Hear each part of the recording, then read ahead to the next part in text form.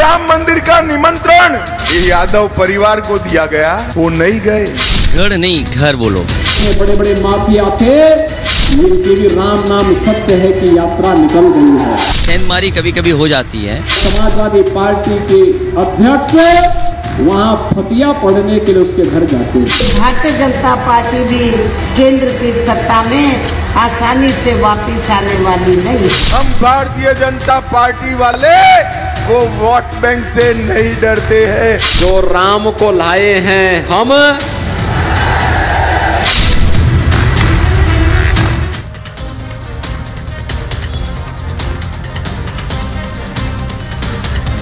नमस्कार, आप देख रहे हैं रिपब्लिक भारत। आपके साथ मैं हूं Shweta Tripathi. Indian political league लेकर के कहां से? यहां से। समझे आप? कहां से? ये है वो नगरी जहां अगर कुछ रहता है, कुछ पहचान होती है तो वो है इसकी। आप समझ गए होंगे मैं बात कर रही हूँ इत्र की। इत्र की खुशबू यहाँ पर होती है, लेकिन चुनावों में वो जो खुशबू है वो कहाँ जाएगी वो बहुत अहम है देखना। लेकिन आज मैं आपको एक बहुत अच्छी और एक बड़ी जानकारी देने जा रही हूँ। प्रधानमंत्री नरेंद्र मोदी का वो 100 मिनट का exclusive interview Republic Media Network के editor in chief Arnab Goswami ने किया है। 100 मिनट का वो इंटरव्यू पूरे दिन कल आप देखिए उन 100 हेडलाइंस में, जिसमें प्रधानमंत्री ने अपने मन की बात कही। प्रधानमंत्री ने उन तमाम बातों का जिक्र किया जो चुनावों में लेकर उनको लेकर के जो आरोप लगाए जाते हैं, वो तमाम बातें कही हैं। तो कल पूरे दिन रिपब्लिक मीडिया नेटवर्क पर आप देख सकते हैं अर्नब गोस्वामी के साथ प्रधानमंत्री का वो एक्सक्लूसिव इंटरव्यू जिसमें उन्होंने की है अपने मन की बात। और चलिए अब बात करते हैं कन्नौज की। कन्नौज के मन की बात। कन्नौज वो शहर जहां इत्र की खुशबू होती है, वो सिर्फ और सिर्फ देश नहीं दुनिया में भी जाती है। कन्नौज वो जगह है जो अपनी खास पहचान रखता है, राजनीतिक पृष्ठभूमि के साथ साथ अपनी एक पहचान उस इत्र के तौर पर है। और जनता जनार्दन मेरे साथ यहाँ पर है, वो जनता भी अपने हाथों में आज इत्र लेकर के पहुंची है, क्योंकि इत्र वो है जो खुशबू बिखेरता है। लेकिन ये जो इत्र है, इसकी खुशबू किसके हाथों में जाएगी, किसके हाथों से छिन जाएगी, ये देखना दिलचस्प है। क्योंकि 1998 से अगर 2019 तक हम देखें तो यहाँ पर एक ही पार्टी को लोगों ने सिर आंखों पर बिठाया, अपना प्यार दिया, और उस पार्टी के साथ अब क्या ये जनता जनार्दन जाएगी या 2019 में जिन्होंने परचम फैलाया उसके साथ आगे बढ़ेगी? बहुत सारे सवाल होंगे। जनता हमारे साथ है। आप सभी का इस कार्यक्रम में आने के लिए बहुत बहुत आभार। और तालियों के साथ मैं कहूंगी कि इस कन्नौज की उस खास पहचान को आप लोग भी अपने साथ लेकर के आज इस कार्यक्रम में हम बढ़े और साथ ही साथ एक बहुत बड़ा संदेश दें, क्योंकि ये हॉट सीट है। अखिलेश यादव यहाँ से चुनावी मैदान में है, सुब्रत पाठक यहाँ से चुनावी मैदान में है, और बीएसपी के जो प्रत्याशी है इमरान, वो तो आज हमारे साथ खुद इस कार्यक्रम में मौजूद है। और मैं कार्यक्रम में जो मेहमान है उनसे परिचय करवा देती हूँ। इस वक्त हमारे साथ इमरान बिन मौजूद है जो बीएसपी के कैंडिडेट है, उनसे हम समझेंगे कि वो कितने ज्यादा कॉन्फिडेंट है। हमारे साथ पुष्पेंद्र पांडे जी है, कांग्रेस से, आपका भी स्वागत है। हमारे साथ प्रोफेसर भुवन भास्कर जोशी है जो नेशनल स्पोक पर्सन है समाजवादी पार्टी के, आपका भी बहुत बहुत स्वागत है। हमारे साथ कौशलेंद्र पांडे जी है, पॉलिटिकल एनालिस्ट, आपका भी स्वागत है। और बीजेपी के कैंडिडेट है शरद मिश्रा जी, तालियों से स्वागत करिए। जनता को सर झुकाकर प्रणाम। सर आ रहे हैं सर, बहुत बेकरार है यहाँ के लोग बात करने के लिए। मैडम कैंडिडेट बना दिया शरद मिश्रा को, एक रिपोर्ट देखेंगे और उसके बाद इस चर्चा को आगे बढ़ाएंगे। भाजपा का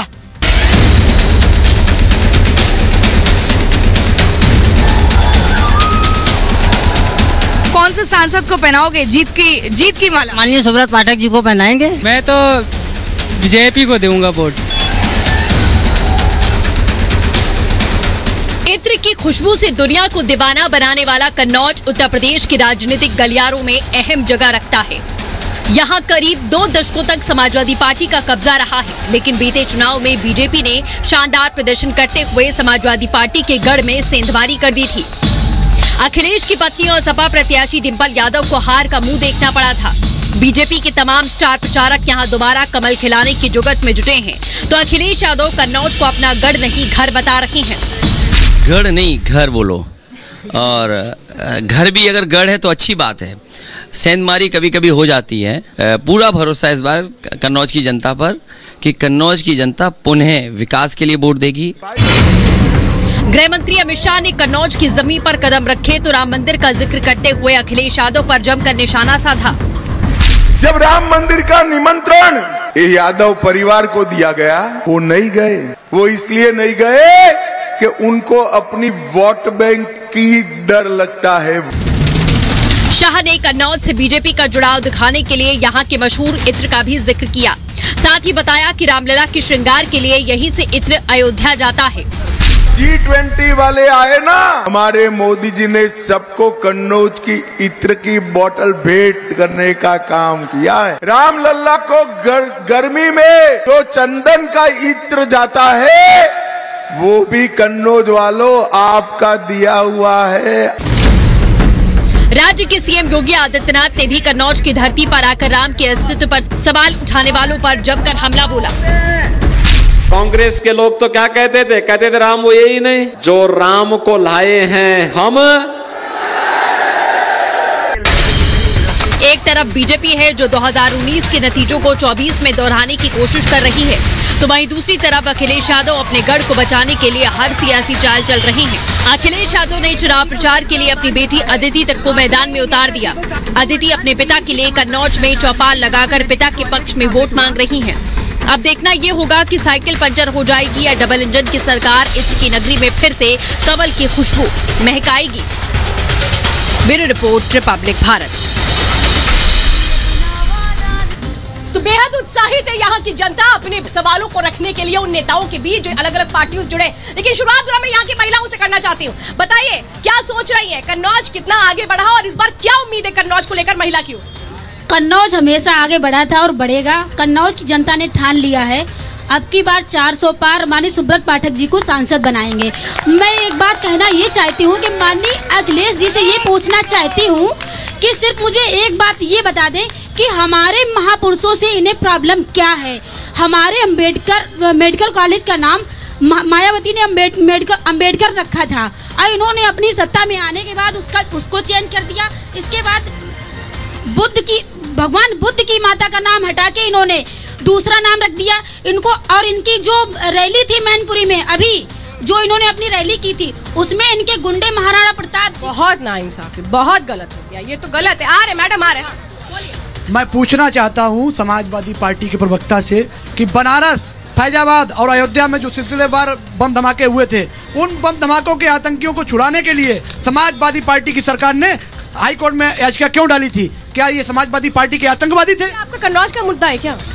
लेकिन अपराध का तो मुद्दा आपका कन्नौज का मुद्दा है। आतंकवादियों की पैरवी करने वाले हमारे कन्नौज से लड़ेंगे तो कन्नौज का मुद्दा नहीं है क्या? ये चुनावी मुद्दा बनने वाला है। अच्छा हाँ, आप भाई से बताइए। कन्नौज का मुद्दा सबसे पहला तो यह है कि आप कह रहे हैं समाजवादी पार्टी की ये गढ़ की सीट है, घर की जीत है। समाजवादी पार्टी की इतनी बुरी दशा हो गई है कि उनको नेशनल स्पोक्स पर्सन लाना पड़ रहा है, उनको यहाँ पे प्रवक्ता नहीं मिला। एक सवाल पूछूंगा समाजवादी पार्टी से, एक मिनट शांत रहो यार। समाजवादी पार्टी से पूछना चाहता हूँ कि अखिलेश यादव यहाँ से चुनाव लड़ रहे हैं, आप ये बताइए मैं आपको कैसे वोट दूं? 2 मार्च 2013 को कुंडा में डीएसपी जियाउल हक की हत्या हुई थी, उनके जो 2 नामजद आरोपी, किसको लड़ना चाहिए था? आप बताओ अपनी पसंद। पहले पूरी सवाल सुन लीजिएगा। मैं उनको तो नेता की तरह बोल रहे हो। मैं बताऊंगा जो 2 नामदर्ज FIR हुई थी उनको अखिलेश ने 40 लाख रुपए देने को दिया और ये मुस्लिम हक की बात करते हैं। और लड़ने की बात तो लड़ेंगे क्या? वो पहले ही एक मैदान हार चुके हैं, एक गाँव हार चुके हैं। पहले उन्होंने एक बच्चे को मैदान में उतारा था। प्रोफेसर भुवन जी, मैं आप ही से जरा कह रही हूँ, देखिए शायद मुझे लगता है यहाँ के लोग भूल गए कि यहाँ के जो सांसद है वो सुब्रत पाठक है। सवाल शायद उनसे होना चाहिए था, लेकिन ये कहें कि प्यार आप लोगों पर बरस रहा है, आप जवाब दीजिए। देखिए प्यार हमसे बिल्कुल जायज है, क्योंकि जिस धरती पे आपने मुझे बुलाया है, कन्नौज की जो धरती पे आपने मुझे बुलाया है, ये धरती है समाजवादियों की, ये धरती है डॉक्टर राम मनोहर लोहिया की, धरती है भाजपाइयों की, ये धरती है प्रभु राम की। बीच में नहीं, क्या कर रहे हैं आप? ये भाग रहे हैं आप, अरे डर गए,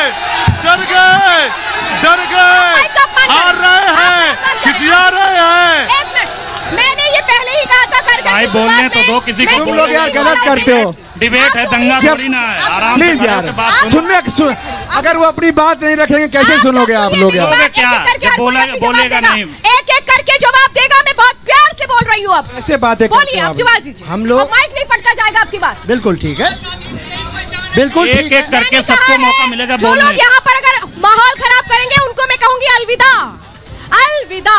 ठीक है, सबको अपना अपना समय मिलता है। आपके पास है 20 सेकंड। मैं आपको बताना चाहता हूँ, ये धरती है राम मनोहर लोहिया जी की, ये धरती है माननीय मुलायम सिंह जी की, ये धरती है अखिलेश यादव जी की, और ये धरती है डिम्पल यादव जी को, जो कन्नौज की धरती ने और समाजवादियों का काम कर रहे हैं। और मैं कहना चाहता हूं आपके चैनल के माध्यम से, हमें याद आता है कन्नौज का वो बालक याद आता है। तो नहीं अभी माइक पटक कर। शरद जी मैं अलाउ नहीं करूंगी बीच में, मैं आपके पास आऊंगी फिर मैं आप सवाल नहीं कर पाऊंगी अगर आप बीच में बोलेंगे तो। मुझे याद आता है वो कन्नौज का बालक ब्रजेश पाल, जिसकी हत्या हो गई योगी सरकार में, क्योंकि वो नौकरी नहीं दे सकी ये सरकार, योगी सरकार की। वो बच्चा हमारा आपका बच्चा था, वो ब्रजेश पाल की हत्या करने वाले ये भारतीय जनता पार्टी के लोग थे। और ये बात कर रहे थे आतंकवादियों की, ये भारतीय जनता पार्टी के लोग जो रेड कारपेट में आतंकवादियों को कंधार छोड़ने का काम करा, ये भारतीय जनता पार्टी वही भारतीय जनता पार्टी है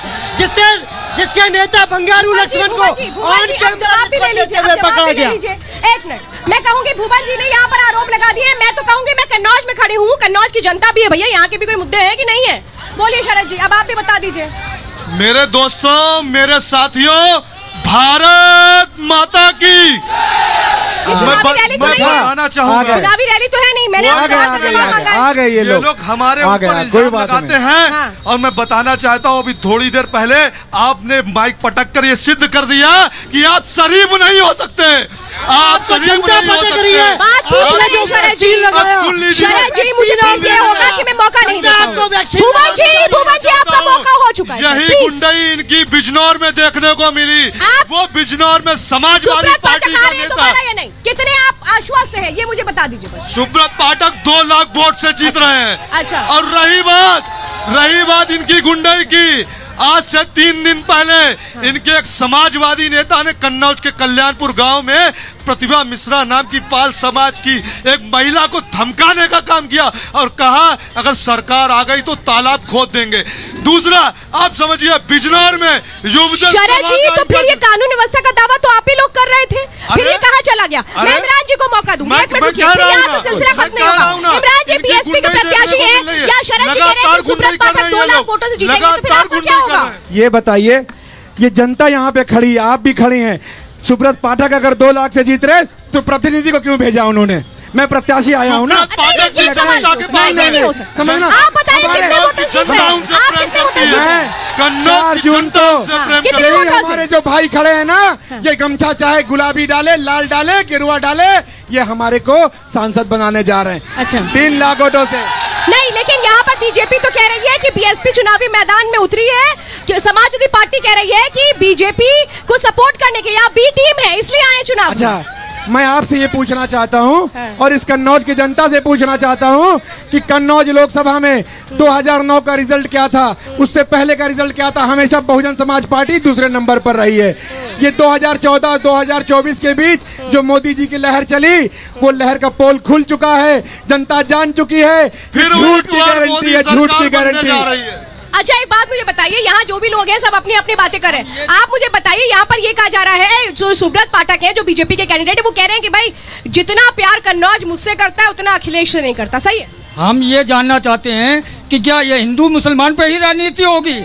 बेरोजगारी इतनी, महंगाई चरम सीमा पे है, उसके बिना बात नहीं होती। हमें याद है प्रधानमंत्री मनमोहन सिंह की सरकार जो है प्याज पे गई थी, अटल बिहारी वाजपेयी की सरकार दाल पे गई थी, उस पर कोई मुद्दा नहीं हो रहा। हिंदू मुसलमान जी जवाब दीजिए, शरद जी जवाब दीजिए, हिंदू मुसलमान जवाब दीजिए। आप लोग विकास की बात नहीं कर रहे हैं, सिर्फ धर्म की राजनीति करने वाले, 300 रुपए कमाने वाले विकास की बात करते हैं, और हम राम के ऊपर अगर लोग आरोप लगा रहे हैं तो राम हमारी आस्था का विषय। पहले आप सुन ले, इनको बताता हूँ मैं कि राम हमारी आस्था का विषय है, मैं बताता हूँ इनको। और दूसरी बात रही बेरोजगारी की, तो मैं बताना चाहता हूँ कन्नौज में ही हमने बहुत रोजगार देने का काम किया है। लगातार कन्नौज में हमने 100 करोड़ की लागत से अरोमा यूनिवर्सिटी का फेज 1 तैयार कर दिया है, जिसमें कन्नौज के लोगों को रोजगार मिलने का काम हो रहा। 10 करोड़ महिलाओं को हमने 10 करोड़ महिलाओं को स्वयं सहायता समूह के माध्यम से रोजगार देने का काम किया है। उत्तर प्रदेश में 1,43,000 नौकरियां पुलिस की देने का काम किया है। हमने उच्च शिक्षा के क्षेत्र में 1,27,000 आप कुछ भी यहाँ बातें कर लीजिए। शरद जी मैं 1 मिनट कहूंगी, वो मतदाता है, वो जमीन पर है और आपसे सवाल कर रहा है, आप सवालों का जवाब दें। मैं कहूँगी टाला बटोरी ना करें। इन लोगों ने केवल घोटाला किया, एनडीए घोटाला किया, समाजवादी पार्टी ने एनडीए घोटाला किया। कल राहुल और अखिलेश की रैली होने वाली है कन्नौज में, इस बार लग रहा है आपको वो जीत दोहरा पाएंगे जो 2014 में हुई थी? ऐतिहासिक जीत होने जा रही है, ये कन्नौज की जनता दिखा देगी 4 तारीख को, यहाँ पे ऐतिहासिक अखिलेश जी की जीत होने जा रही। और एक बात कहना चाहूंगा, कन्नौज देखता है स्वास्थ्य, शिक्षा और रोजगार पे वोट करने जा रहा है। स्वास्थ्य का ये आलम है कि एक सचिन राठी, उसकी माँ को पूछो, जो सचिन राठी को एक हत्यारा मारता है तो यहाँ स्वास्थ्य विभाग खून उपलब्ध नहीं करवा पाता ब्लड बैंक से, और उसकी एम्बुलेंस नहीं दे पाता। कौन देखेगा? उत्तर प्रदेश में 7 साल से सरकार है और डबल इंजन की सरकार है, डबल इंजन के, और 3 इंजन काम कर रहे हैं। कन्नौज में भी 1 इंजन चल रहा था, तीनों इंजन फेल हो चुके हैं भाजपा के। और यहाँ पे 4 जून को इंडिया गठबंधन से अखिलेश यादव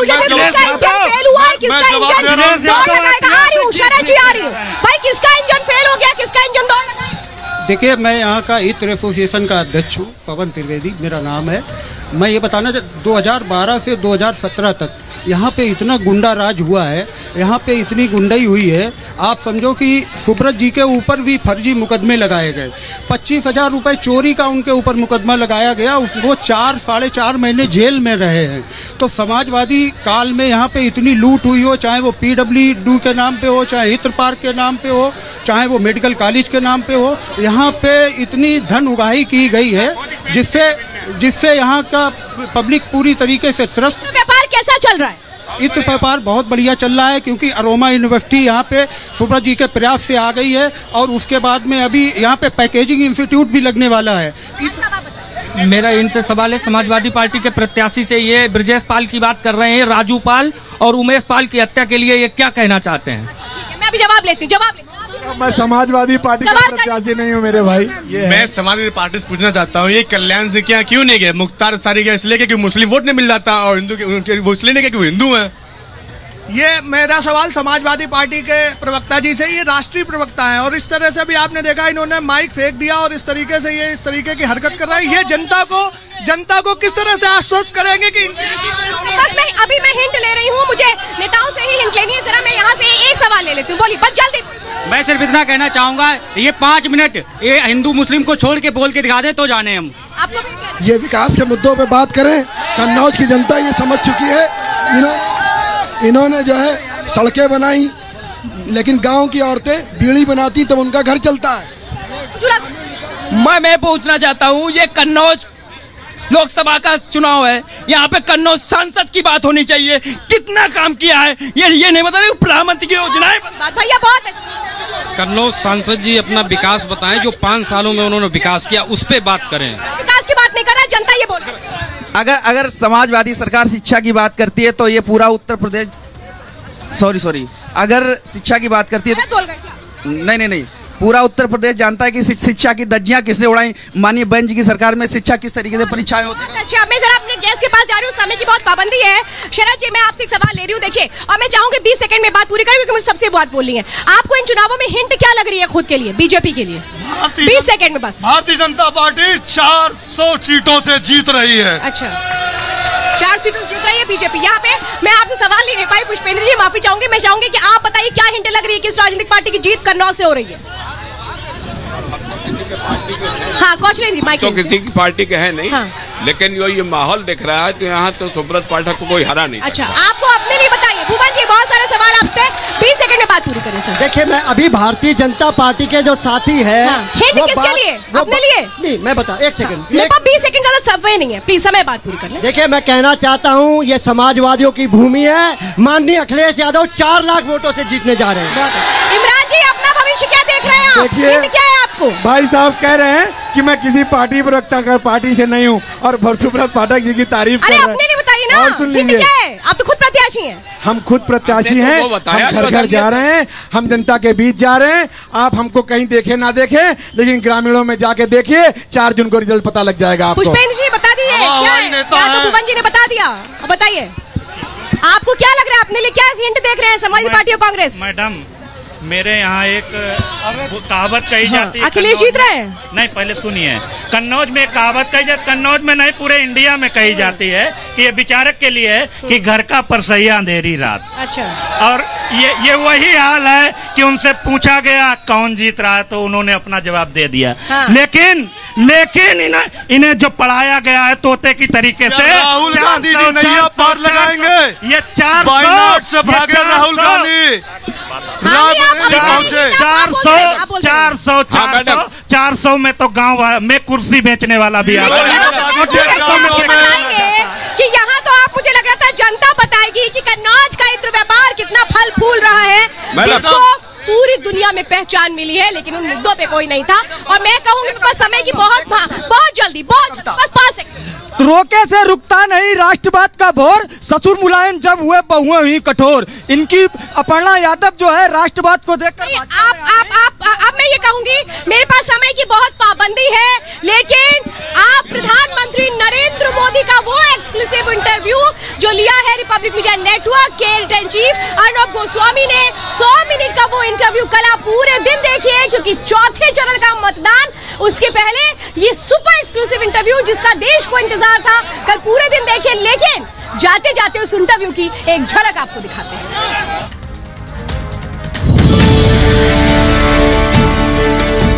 जी नमस्कार। नमस्कार। कैसे प्रधानमंत्री जी? देखिए, मजदूरी कर रहे हैं। नहीं, आप इतना आजकल घूम रहे हैं और बहुत कैंपेनिंग बहुत इंटेंस है इस बार आपकी। वैसे हर चुनाव में करते हैं, कोई ज़्यादा अलग से कर रहे हैं ऐसा तो नहीं है, पर इस बार रोड शोज बहुत है आपके। ज़्यादातर हमने देखा कि क्या है जी कि शाम को हमारा एक प्रॉब्लम ये है जी, ये हेलीकॉप्टर का प्रॉब्लम ये है कि सूर्यास्त के पहले आपको लास्ट डेस्टिनेशन छोड़ना करना पड़ता है जी। उसके बाद एक्चुअली कैंपेन के लिए 3-4 घंटे का सही समय होता है। अब वो मेरे जैसे को काम नहीं आता है, क्योंकि मेरे लिए तो फिर उसमें से मैंने एक रास्ता खोजा जी कि जहाँ मेरा डेस्टिनेशन ख़त्म हो जाता है तो मैं एक स्थान पे रोड शो कर लूँगा, तो एक्स्ट्रा कार्यक्रम मेरा। प्रधानमंत्री जी, मैंने जो ऑब्जर्व किया आपको, आप बहुत मास कांटेक्ट, 1-to-1 कांटेक्ट करते हैं जब आप जाते हैं। मैंने देखा अहमदाबाद में एक बुजुर्ग महिला ने आके राखी भी लगाई है आपको। जी। तो उस तरह का कांटेक्ट जो है वो रैली से ज़्यादा इन रोड शोज में भी होता होगा।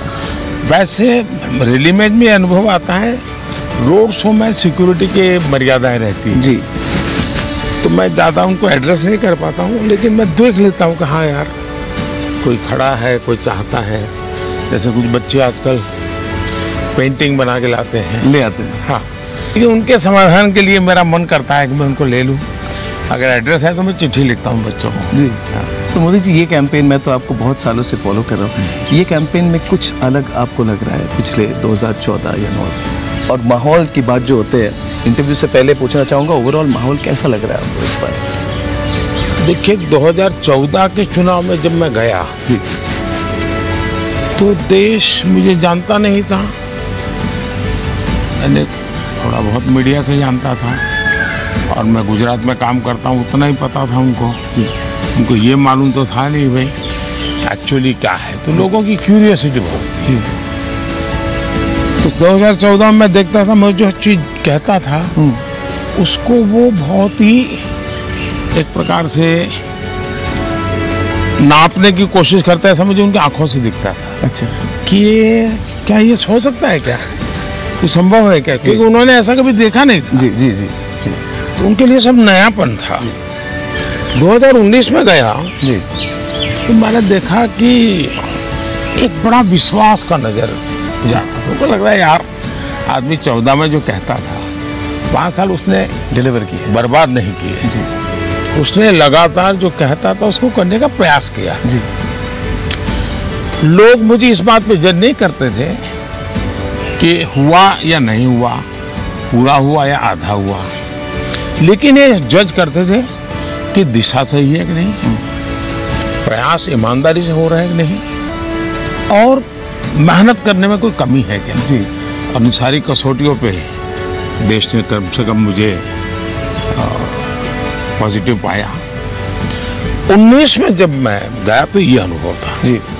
24 में मैं देख रहा हूँ जी कि मेरी सफलता ही मेरे लिए चुनौती बनती जा रही है। सफलता इसलिए चुनौती बनती जा रही है कि उनको लगता है यार ये 14 में कहता था, देखिए 19 में यहाँ तक गया, 19 में कहता था यहाँ तक गया। अब उनको अपेक्षाएं रोजमर्रा की जिंदगी की बहुत कम है।